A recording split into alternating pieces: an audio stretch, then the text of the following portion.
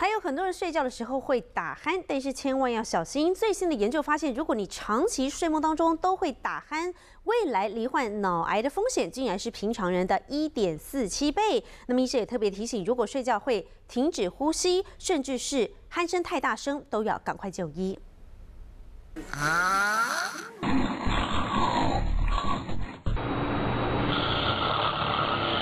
打呼看起来睡得好像很香甜，但根据研究发现，打呼这种睡眠呼吸中止症，除了会影响到睡眠品质之外，还会造成脑部缺氧。一旦脑缺氧，免疫功能也会跟着下降，正好提供了癌细胞最佳的生长环境，导致肿瘤形成的过程当中，身体缺乏了足够的抵抗力来消除癌细胞。而调查中更显示，有呼吸睡眠中止症的成年人，每1万人就有2.96人会罹患恶性脑癌，明显较对照组的1.66人还要高出很多。睡眠呼吸中止的患者，